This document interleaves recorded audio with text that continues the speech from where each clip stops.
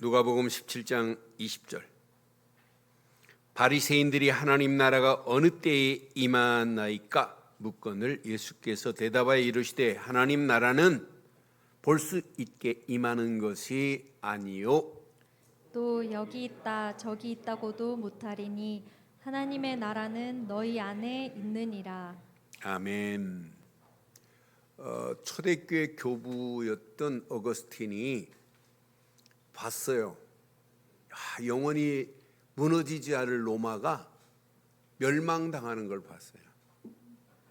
그래서 쓴 책이 뭐냐? 세상 도성은 궁극적으로는 소멸되는구나. 그러나 하나님의 도성은 곧 하나님의 나라는 영원하구나.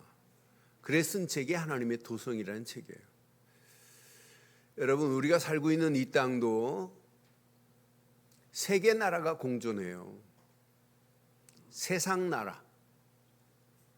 세상 나라는 인간이 왕이 된 나라입니다. 근데 눈에 보이는 외적인 화려함을 갖춘 사람을 보고 세상은 환호합니다. 야, 대단하다. 그게 세상 나라입니다. 근데 세상 나라는 하나님을 인정하지 않아요. 근데 세상 나라만 있는 게 아니에요, 이 땅에. 교회 안에도 똑같습니다. 세상만 그런 게 아니에요. 마귀의 나라가 있어요. 사단의 나라가 있어요. 마귀가 왕 노릇하고 있어요. 요 마귀 나라는 하나님 나라를 방해하고 하나님 나라 일을 방해하면서 하나님 나라에 들어가지 못하고 마귀의 소굴로 세상에 빠지도록 만드는 게 요놈이 마귀가 하는 일이에요. 하나님 인정하지 못하도록. 궁극적으로는 마귀는 하나님의 일을 방해하고 하나님 나라에 들어가지 못하도록 방해해요. 그런데 세상에만 있는 것이 아니라 오늘 교회 안에도 똑같이 있습니다. 그런데 진짜 중요한 나라, 하나님 나라입니다. 하나님 나라입니다. 하나님의 나라가 임했다? 이것만큼 축복이 어디 있어요? 하나님 나라가 임했다? 이것만큼 행복한 게 어디 있겠어요?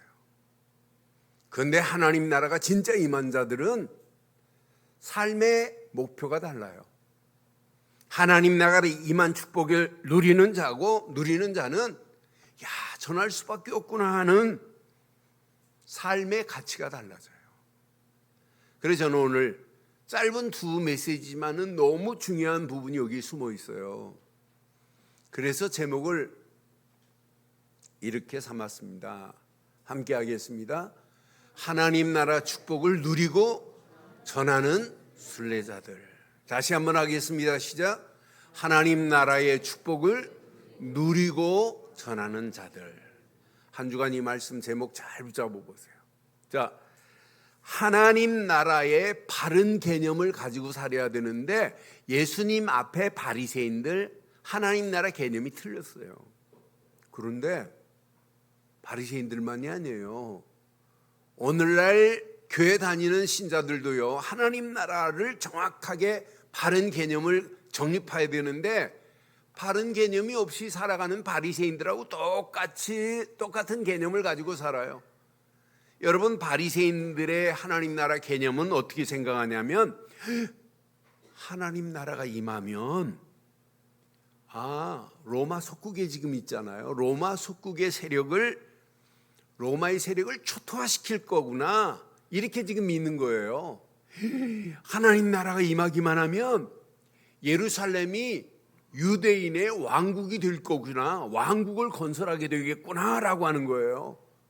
그러니까 지금 20절에 묻잖아요. 바리새인들이 20절에 뭐라고 물어요? 오늘 본문 20절에 보면 분명히 바리새인들이 묻습니다. 하나님 나라가 어느 때에 임하나이까? 이렇게 묻잖아요. 그때 예수님께서 뭐라고 그래요? 대답하시잖아요. 하나님 나라는 눈으로 볼 수 있는, 눈으로 보는 게 아니에요. 볼 수 있게 임하는 것이 아니요. 이 말을 못 알아들어요. 그러니까 바리새인들의 사상은 하나님 나라가 현세적이면서 물질적 관점으로 보고 있어요. 지금 현세에 일어나는 하나님 나라, 물질적인 관점으로 보고 있다니까요. 눈에 뭐가 보이는 게 하나님 나라인 줄 알아요. 그러니까 뭘 모르냐? 영적인 실체를 모르는 거예요.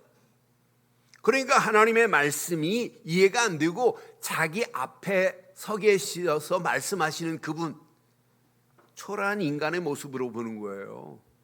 아이고, 저 인간, 저 베들레헴에 태어난 저 인간, 나사렛 촌떼기 저 인간, 저게 무슨 하나님 나라가 임해? 라고 생각하니 하나님의 나라가 요원할 수밖에 없지요. 하나님 나라가 멀리 먼 나라 이야기로 들릴 수밖에 없게 돼 있다니까요. 그런데 바리새인들만 그런 게 아니라 오늘날 신앙생활하는 많은 성도들이요, 하나님 나라의 정확한 개념이 없어요. 그래서 오늘 평생 우리는 뭘 붙잡아야 되냐? 하나님 나라의 바른 축복의 개념을 정립해야 돼요. 자, 분명히 하나님 나라는 내세적인 건 맞아요. 천국이 마지막 궁극적으로 가야 할 내세적 하나님 나라 맞아요. 하나님 나라, 미래 하나님 나라가 임하는 거 맞아요. 하나님 나라, 이것도 맞지만 더 중요한 것은 지금입니다. 현세적 하나님 나라. 그런데 눈으로 보이는 물질적 관점의 하나님 현세적인 것이 아니라 보이지 않는 내세적, 아니 현세적 하나님 나라예요. 여러분, 중요한 건 다 보이잖아요. 그래서 영어로 테시드라고 하는 단어는 암묵적, 보이지 않는다는 얘기예요. 지식도 tacit knowledge라는, 보이지 않지만 중요한 건 지식이 있잖아요. 보이지 않는 하나님 나라가 분명히 있단 말이에요. 그래서 구약의 하나님 나라, 우리가 지금 대선지서, 소선지서 쭉 지금 보고 있잖아요. 내 하나님의 도성, 하나님의 나라, 예루살렘 중심으로 모여야 할 예루살렘이 하나님 나라가 무너졌어요. 그러면서 선지서는 지금 뭐라고 하냐? 구약에는 하나님 나라라고 하는 단어는 1도 없어요. 신약에만 하나님 나라라는 단어가 있지, 구약 성경은 하나님 나라는 직접적인 단어는 1도 없습니다. 그런데 이사야는 이렇게 고백해요. 이사야서 2장 2절로 4절 보면 말일입니다. 말일에 여호와의 전에 산에 모든 산 꼭대기에 굳게 설 것이요. 지금 형식적이고 종교적인 예배 드리고 있잖아요. 1장에. 야, 너희들이 가져오는 기름 배불렀어. 더 이상 가져오지 마. 그들 마음에 하나님이 아니에요. 바알을 지금 숭배하고 있단 말이에요. 속으로는. 이런 시대예요. 그런데 하나님이 너희를 포로로 갔다가 다시 내가 하나님 나라를 만들 거야, 이 말씀이거든요. 모든 작은 산 위에 뛰어나리니 만방이 그리로 모여들 것이라. 3절. 많은 백성이 가며 이르기를 오라, 우리가 여호와의 산에 오르며 야곱의 하나님의 전에 이르자. 이게 하나님의 나라란 말이에요. 그가 그의 길을 우리에게 가르치실 것이라. 우리가 그 길로 행하리라 하리니 이는 율법이 시온에서부터 나올 것이며 여호와의 말씀이 시작 예루살렘으로부터 나올 것임이라. 이분이 누구예요? 누가 오셔야 하나님 나라가 완성되는 거예요? 그래서 이사야는 이사야서 11장 1절에 여기 정답을 이렇게 연결해요. 이새의 줄기에서 한 싹이 나며 그 뿌리에서 한 가지가 나서 결실할 것이요 그랬어요. 이분이 주인공으로 다윗의 혈통으로 오실 이분, 이새의 줄기에서 한 싹 되신 메시아가 임하면은 하나님 나라가 완성되는 줄 확신합니다. 확신합니다. 그러니까 메시아가 없는 건 하나님 나라가 임할 수 없다라고 하는 사실을 구약에 이렇게 말해요. 다니엘도 고백합니다.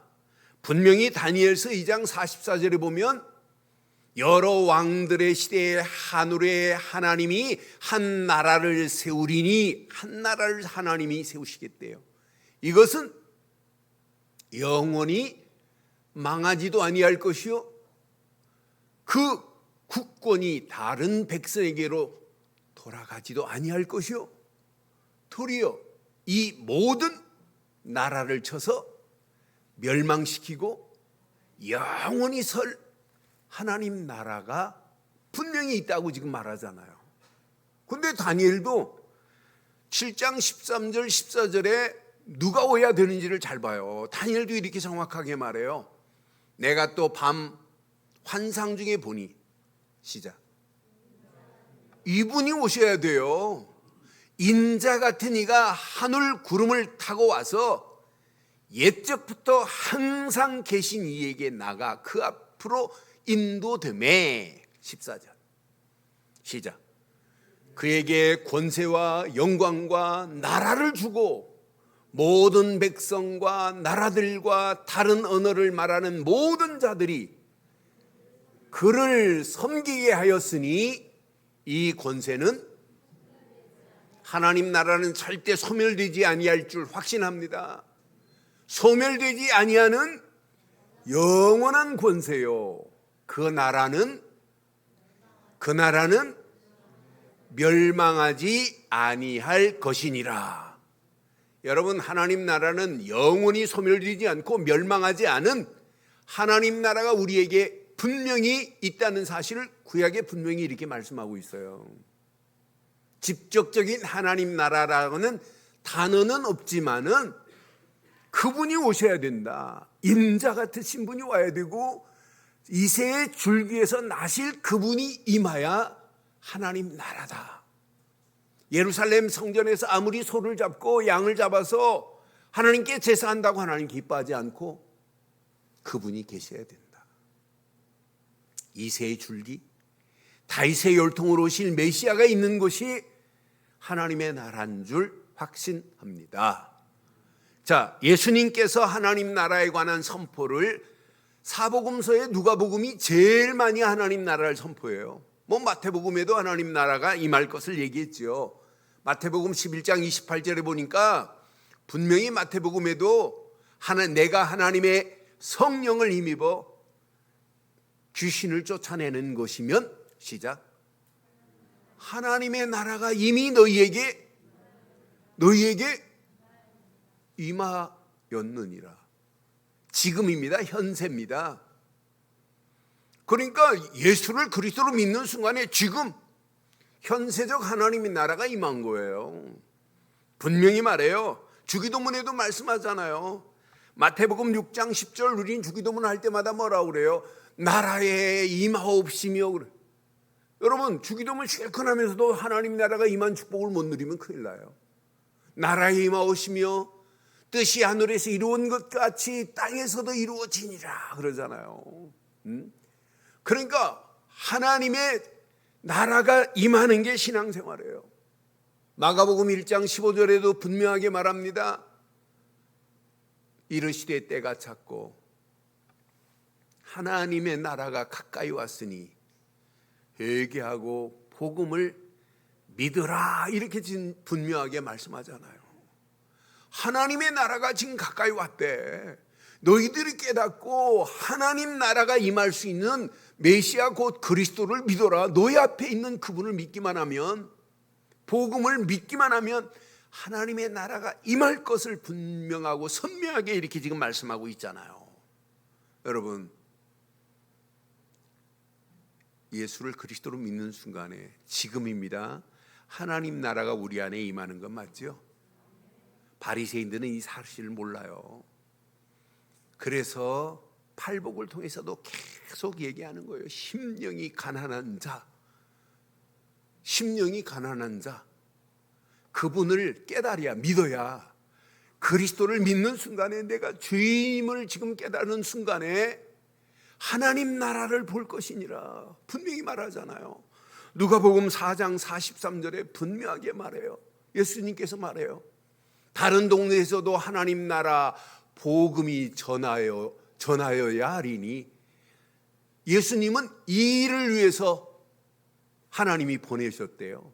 그분을 믿는 순간에 하나님의 나라가 임할 줄 확신합니다. 예수께서 분명히 그러잖아요. 하나님 나라 복음을 전하여야 하리니 나는 이 일을 위하여 보내심을 받았노라 그러잖아요. 그러니까 예수를 그리스도로 믿는 순간에 하나님의 나라가 임한 축복을 못 누리면 신앙생활 틀린 겁니다. 복음 되시는 예수를 그리스도로 믿는 순간에 하나님의 나라가 내 안에 임하는 줄 확신합니다. 바리새인들은 못 알아들어요. 죽었다 깨나도 못 알아듣습니다. 누가복음 6장 20절에도 분명하게 말합니다. 예수께서 눈을 들어 제자들 보시고 이르시되 너희 가난한 자는 복이 있나니 하나님의 나라가 너희 것이미로다 라고 하잖아요.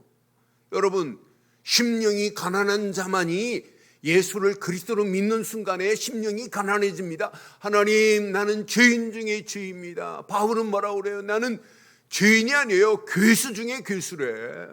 이런 죄덩어리가 예수를 그리스도로 믿고 모든 죄에서 해방을 받고 하나님의 축복을 누리는 순간부터 내가 주장할 게 하나도 없어요.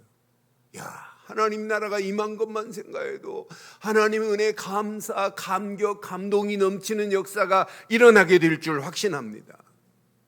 누가복음 9장 60절에도 분명하게 말해요. 이르되 죽은 자들로 자기의 죽은 자를 장사하게 하고 이 가치를 알면 너는 가서 시작. 하나님 나라의 가치를 아는 자는 하나님 나라를 전파하세요 이런 말 안 해도 돼요. 당연히 하나님 나라를 전파할 수밖에 없도록 하나님이 약속했다니까요. 저는 그래서 이거 하나님 나라의 가치를 알기만 하면 말하라고 하는 게 아니라 할 수밖에 없구나. 그래서 오늘 제목을 이렇게 삼은 거예요. 하나님 나라 축복을 마음껏 누리시고 전하는 자들 되기를 바랍니다. 전하는 자들 되기를 바랍니다. 지금 세상 나라, 마귀의 나라에 붙잡혀 가고 있는 내 자녀들 보세요. 마귀의 나라에 끌려가고 있는 오늘 세상 보세요. 오늘 많은 가정이 지금 무너져간 세상 나라에 지금 빠져있는 모습 보세요. 저 영혼들에게 복음 되시는 예수를 그리스도로 전하여 하나님 나라가 그들 속에 임해야 될 줄 확신합니다. 그런데 너무너무 간단해요. 누가복음 11장 20절 보면 우리 힘으로 하는 게 아니에요. 내가 만일 하나님의 손을 힘입어 귀신을 쫓아낸다면 시작. 하나님의 나라가 이미 너희에게 하나님 나라가 어디 있어요? 지금 많은 사람들이 내세적 하나님의 나라는 믿어요. 내가 잘 믿으면 천국 가겠지. 그게 아니에요. 천국 가기 전에 이 땅에 살아가는 동안 현세적 하나님의 나라를 마음껏 누리기를 주의 이름으로 축원합니다. 그래서 오늘 바리새인들이 20절 21절에 보니까 바리새인들을 봐요. 눈에 보이는 하나님의 나라를 지금 찾고 있다니까요. 하나님의 나라가 어느 때에 임하나이까? 예수께서 대답해요. 하나님의 나라는 볼 수 있게 임하는 것이 아니요 라고 말하잖아요. 또 여기 있다 저기 있다고 못하리니 하나님의 나라는 시작. 하나님의 나라는 저희 안에 임한 것 맞아요? 그럼 오늘 이 말씀 적용 잘하세요. 여러분, 예수를 그리스도로 믿는 순간에 여러분에게는 지금입니다. 지금이에요. 현세적 하나님의 나라가 이미 임한 줄 확신합니다. 지금이라니까 지금. 그걸 보고 우리는 임마누엘의 축복이라고 하잖아요. 예수를 그리스도로 믿는 순간에 하나님의 나라가 내 안에 임했어요. 마귀의 도성, 세상 도성은 무너져 버렸다니까요. 옛사람은 끝났다니까요. 새롭게 피조물로 바뀌어진 게 하나님의 나라 아니에요? 그런데 이 비밀을 깨닫고 가는 발걸음, 한 번도 가보지 않은 하루하루를 우리는 살고 있어요. 근데 불안해할 필요 없어요. 하나님의 나라가 오늘만 임하는 게 아니에요. 내 안에 24 하나님의 나라가 임한 자는 내일 어떤 문제를 만나도 괜찮아요. 어떤 상황을 만나도 아무 관계없어요. 다 지나갑니다. 이 비밀을 제대로 누리고 가는 자는 미래에 불안할 필요 없어요. 하나님이 돌아가셨어요. 살아계신데 이 비밀을 제대로 깨닫고 현세적 하나님의 나라의 그 가치를 누리고 가는 자에게는 미래적 하나님의 나라가 반드시 임할 것을 믿고 가는 거예요. 그러면 미래를 보고 두려워할 필요가 뭐가 있어요? 여러분, 지금 코로나 팬데믹 이거보다 더 심각한 상황이 전개될 수 있어요. 원숭이 두충 그보다 더 센 게 올 수 있어요. 그래도 괜찮습니다. 그래도 괜찮습니다. 미래적 하나님의 나라의 축복을 믿고 가는 자는 문제되지 않아요. 더 멋있는 것은 이것만이 아니에요. 이 땅에서 아닌 천국에서 하나님의 나라를 내세적 하나님의 나라라고 말하는 거예요. 우리는 그러니까 현세적 하나님의 나라만이 아니고 미래적 하나님의 나라만이 아니고 내세적 하나님의 나라가 우리 안에 임한 줄 확신합니다. 그러니까 하나님의 나라의 제대로 가치를 알기만 하면 우리는 이 땅에 살아가는 동안 우리는 평생 승리할 수 있어요. 그래서 이번 주간 여러분 기도할 때마다 하나님의 나라의 축복을 누리게 하시고 전하게 하옵소서. 신앙 고백이 바로 되기를 주의 이름으로 축원합니다. 그래서 하나님의 나라의 축복을 누리고 전하는 자 되기를 부탁합니다. 시작. 이게 신앙생활입니다. 내게 임한 하나님의 나라 축복 확인해 봐요. 여러분 이미 여러분 안에 임한 건 맞지요? 누가복음 11장 20절 아까 봤어요. 분명히 말씀해요. 만일 하나님의 손을 힘입으면 귀신의 모든 세력, 마귀의 세력은 끝나는 건 맞지요? 하나님의 능력이 아니면 안 돼요. 하나님의 손은 하나님의 능력을 말하는 거예요. 여러분 그리스도만이 하나님의 능력이고 하나님의 지혜 아니에요? 많은 사람들이 그리스도의 가치를 몰라요. 고린도전서 1장 18절 보니까 십자가의 도가 멸망받을 자에게는 미련한 것처럼 보이나 구원 얻은 우리에게는 뭐가 된다고요? 하나님의 능력이 됨이라 그랬어요. 고린도전서 1장 24절 보면 하나님의 능력은 그리스도만이 하나님의 능력이에요. 부르심을 받은 자들에게는 유대인이나 헬라인이나 그리스도는 시작 하나님의 능력이요 하나님의 뭐라고요?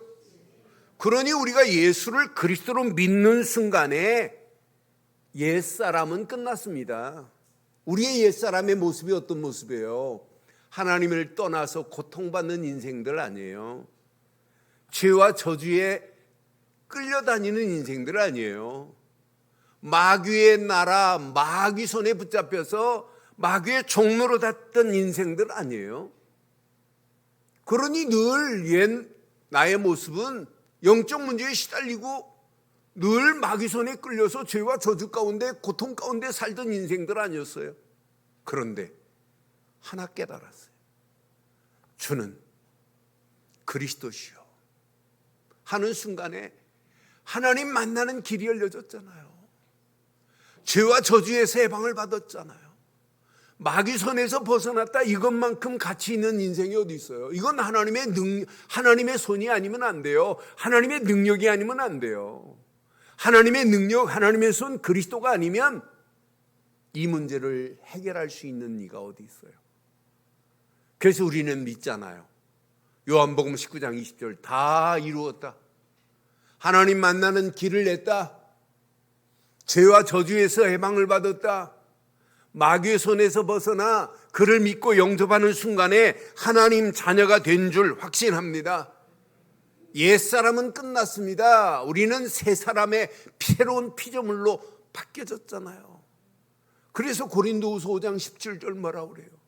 그런즉 누구든지 그리스도 안에 있으면 새로운 피조물이라 이전 것은 지나갔으니 시작 보라 새 것이 된 줄 확신합니다. 우리가 그분을 믿고 영접한 것밖에 없어요.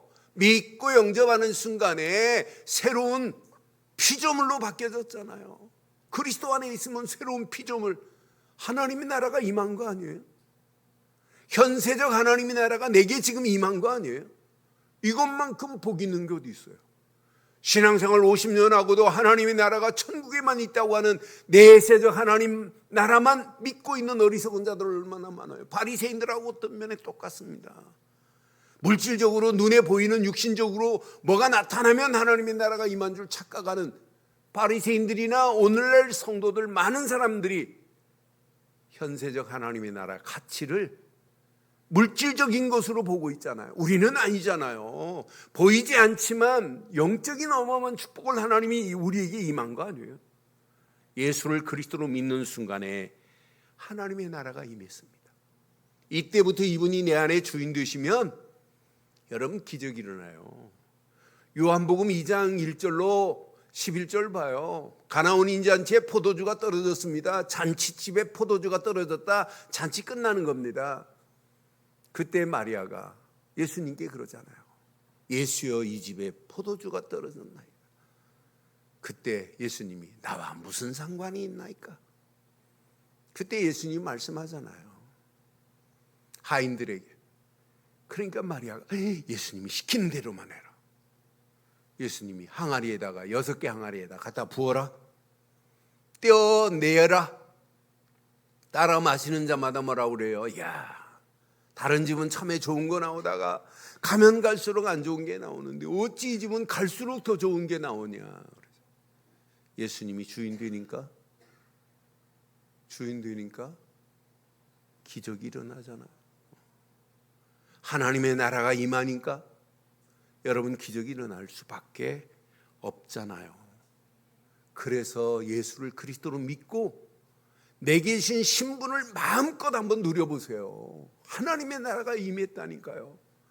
마귀의 도성, 세상의 도성은 끝이 났습니다. 하나님의 도성이 여러분 심령에 임한 줄 확신합니다. 그래서 우리의 신분이 뭐예요? 성령이 지금 내주하시고 인도하시고 역사하시는 하나님의 전이 된 줄 확신합니다. 이 사실을 여러분 누려보세요. 하나님의 나라가 내 안에 24꿈 들거렸다. 어떤 역사가 일어나겠어요? 이게 안 누려지니까 신앙생활이 힘들다고 하는 거예요. 그런데 신분만이 아니잖아요. 우리에게 어마어마한 권세를 주었어요. 예수 그리스도 이름 부르는 순간에 흑암 저주, 악한 영들의 세력은 꼼짝 못합니다. 우리가 지금 부르고 있는 그 이름 하나만 붙잡고 가면 하나님이 천군 천사를 보내시게 돼 있어요. 예수를 그리스도로 믿는 순간에 너희 안에 하나님의 나라가 임했잖아요. 배경 백그라운드 자체가 달라졌어요. 빌립보서 3장 20절. 우리의 시민권은 어디에 있느니라? 하나님 나라 시민권을 가지고 이 땅에 살아가는 거예요. 이 권세를 가지고 신분은 누리고 권세는 마음껏 사용해 보세요. 어떤 역사가 일어나나? 하나님의 계획이 보입니다.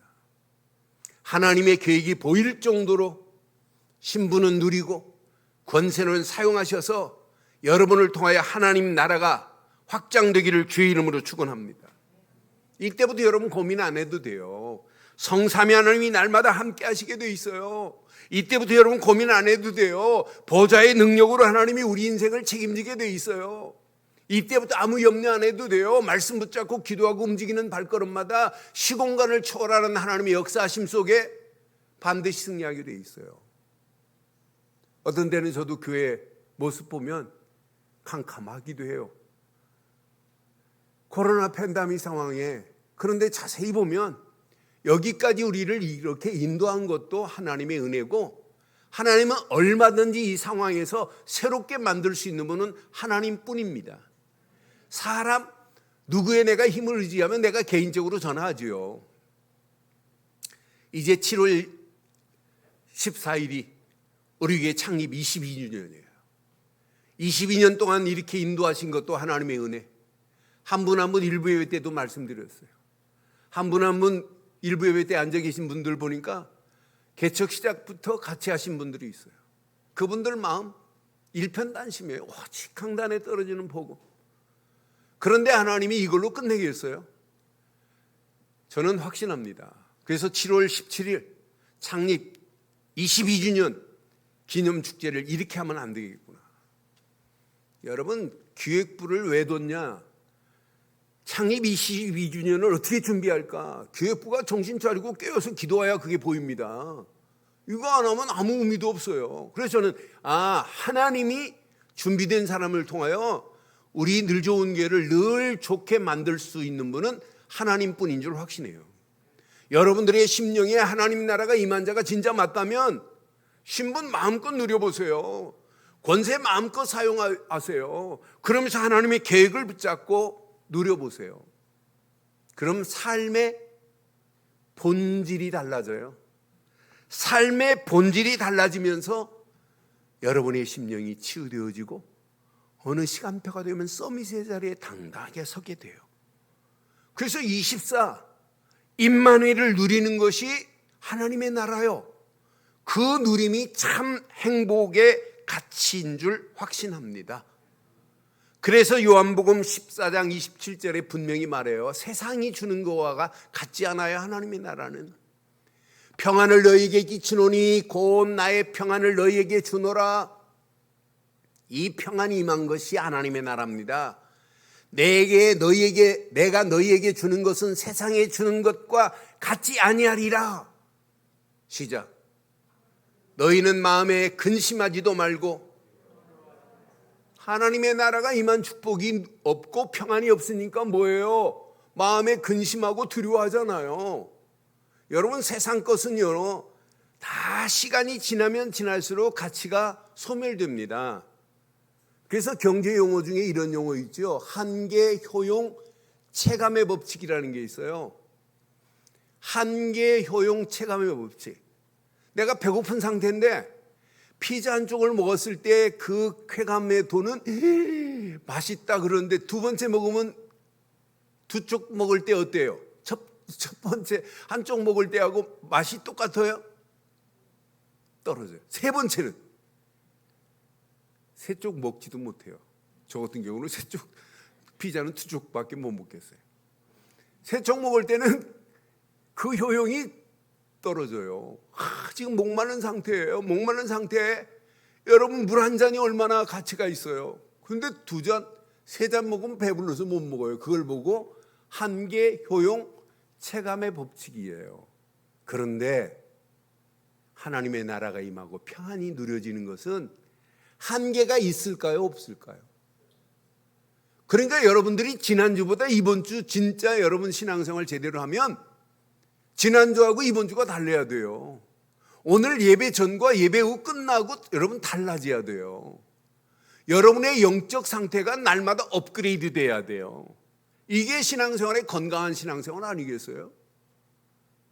오늘 이 언약 제대로 붙잡고 24 임마누엘 하나님 나라가 누려지기를 바랍니다. 그러면 25 응답으로 온다니까요.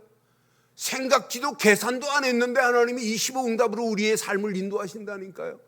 이 축복이 영원한 축복으로 지속되면 어떤 역사가 일어나겠어요? 이게 지속되면. 그래서 저는 오직 복음, 이거 하나만 제대로 누리고 있으면 날마다 역사하는구나. 날마다 내 안에서. 제가 집에서 개를 키워요. 근데 개를 키우면 어떤 때는 개가 잘못하면 혼나기도 하고 어떤 때는 우리 현수한테 얻어맞기도 하고 막 그래요. 그런데 걔는요 진짜 복음입니다. 난 그렇게 얻어맞았는데도 와가지고 꼬리치고 만져달라고 하고 진짜 저렇게 복음을 누려야 되는데 그럼 복음을 못 누리면 뭐만 또 못하다? 저는 그런 말 안 했어요. 여러분들이. 그런데 고양이는 달라요. 고양이 여러분 혼내보세요. 고양이 혼내면 해코지예요. 그건 진짜 율법입니다. 신기하죠? 고양이 혼내면 옆에도 안 와요. 개는 혼내도 와가지고 막 부비고. 진짜 복음 누려야 돼요. 복음을 누리시기를 바랍니다. 안 누려지면 개를 한번 생각해 봐요. 그러니까 개는 속이 없어요. 속이. 얻어마셔도 가지고 막 부비는 모습. 야, 저렇게 누려야 되니 저게 복음인데. 우리 전부 다 고양이 같아요. 고양이. 뭐 잘못하면 율법을 막지.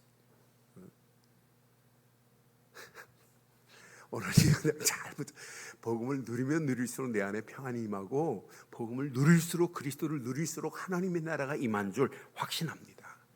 이게 누려져야 보입니다. 세상 나라, 마귀의 도성이 보여요. 보이는 걸로 끝나지 않아요. 어떻게 하면 저 도성을 하나님의 도성으로, 하나님의 나라로 바꿀까? 이게 전도자 아니에요? 세상 나라를 하나님 나라로 확장시킬 전도자로 살기를 주의 이름으로 축원합니다. 그래서 여러분들이 복음의 안경, 그리스도의 안경을 쓰고 보세요. 하나님의 나라 축복이 내 안에 임했구나. 이걸 여러분 누리세요. 어느 정도 누리면 되냐? 영안이 열려질 정도로. 영안이 열려서 이 시대를 보고, 현장을 보고, 세상을 보고, 미래가 보일 정도로 여러분 마음껏 하나님의 나라를 누리기를 바랍니다. 여러분, 이게 보이지 않아요? 지금 세상 어떻게 돌아가요? 여러분, 세상 나라는 지금 마귀의 도성으로 지금 바뀌어가고 있습니다. 이미 3단체가 4차 산업혁명을 지금 주도하고 가고 있어요. 그런데 보세요. 얘네들이 지금 목표는 기독교 말살입니다. 하나님의 성경 없애버리자는 겁니다. 근데 지들이 없앤다고 하나님의 나라가 무너져요? 아니에요. 안 무너집니다. 저는 확신해요. 그러니까 결국은 마귀의 도성을 만들자고 하는 메스타 플랜을 지금 가지고 있어요. 이 4차 혁명을 주관하고 있는 얘네들이 주체 보세요. 그들이 아무리 대단하다 할지라도 아닙니다. 저는 요즘 대선지서 소선지서 쭉 보면서 페르시아가 대단한 나라고 아수르가 대단한 나라입니다. 바벨론 어마어마한 힘을 가지고 있습니다. 127개 도를 컨트롤하는 어마어마한 파워를 가지고 있다 할지라도 하나님이 무너뜨리시고 페르시아 고레스를 통하여 70년 바벨론 포로에서 끄집어내는 모습을 보면서 많은 사람들이 못 알아들어도 단 1%만, 아니 0.1%, 아니 0.001%만 알아들어도 그 사람을 통해서 하나님의 도성은 만들어 주실 줄 확신합니다. 내 능력이 아니에요. 하나님의 능력입니다. 하나님의 도성을 만들 수 있는 것은 오직 하나님의 능력 그리스도뿐인 줄 확신합니다. 이 비밀을 가지고 여러분 가는 발걸음, 흑암 저주, 악한 영들의 세력은 초토화되는 날이 반드시 올게 될 줄 확신합니다. 그래서 이번 주간 결단하세요. 나는 내 안에 하나님의 나라 임하고 빛을 발하는 전도자로 사는 게 이게 신앙생활이에요. 전도자로. 이방인들에게 빛을 비추는 내 인생은 선교사로 살아야 되겠구나. 뭐가 되자? 나는 이 시대의 어둠이 있는 영혼들을 빛으로 비추어 그들을 건져내는 전도자요. 이방인의 빛을 비추는 선교사로 사시기를 주의 이름으로 축원합니다. 내가 누구라고요?